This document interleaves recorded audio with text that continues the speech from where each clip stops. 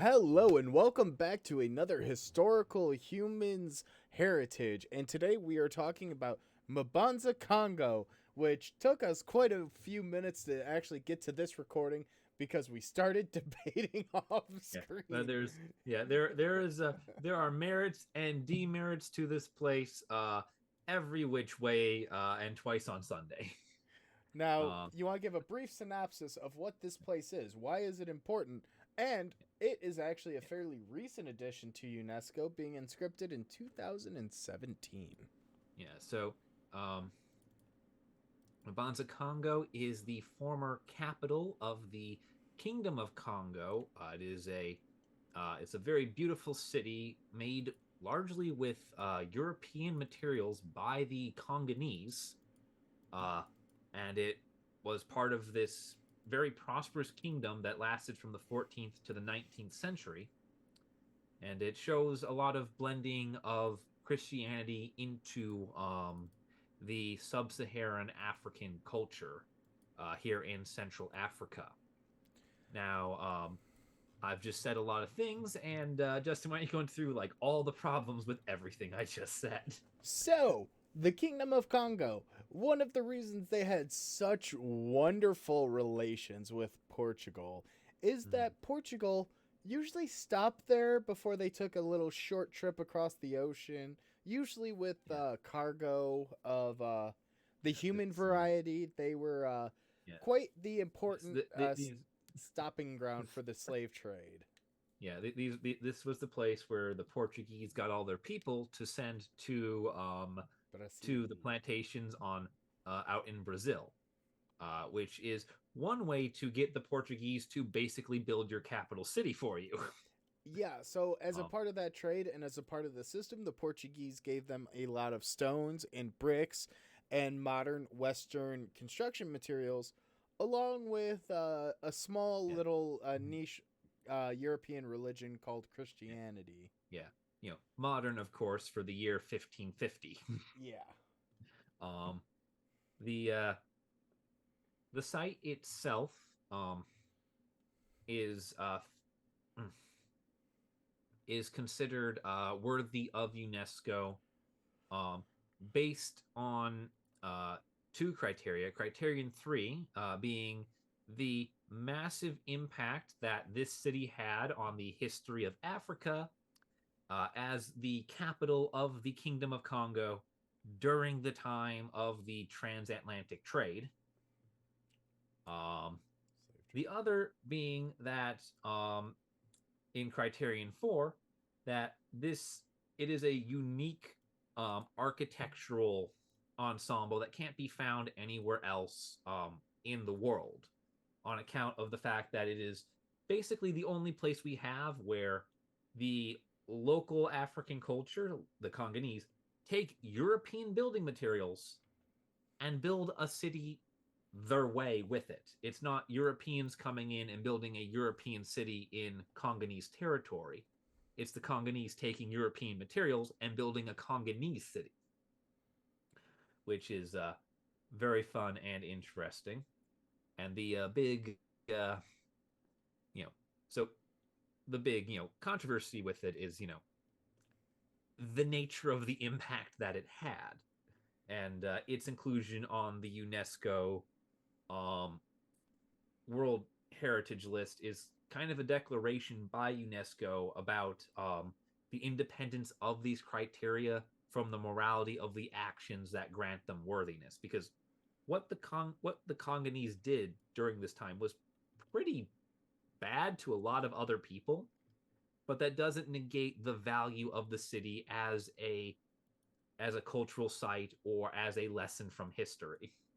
Yeah, it's one of those things where a lot of people will argue for a revisionist version of history where we only look at the positives or we only look at the negatives, whereas it's important to highlight like the city was incredible. It was an entirely stone and brick built city with a cathedral that in 1608 actually became one of the first sub-Saharan Christian delegates. It was assigned its own ambassador. Yeah. So it's very important in that regard. Obviously, the site's important, and it's also kind of important to highlight that specifically at this site there was no evidence of the slave trade specifically. However, with that being said, you know where the wealth came from. You Yeah, know where the materials came from. yeah. It's a This, pretty easy connection, but it's also just it's like, huge. yeah. It's sort of like how in Madrid there is no evidence of the brutality faced in the Americas, except for all the money that got spent making the historic parts of the city look very beautiful. Because it's your capital city. It's away from all the ugly, dirty parts of life. It's just the nature of how capitals tend to work. It's where all the money ends up from all the bad stuff. And just because the stuff that was done to make this place beautiful was bad, one doesn't mean that it's not beautiful, and two doesn't mean that it deserves to be forgotten. If anything, it deserves to be remembered more, just because if we have reminders that these things happened, uh, they're less likely to ever happen again.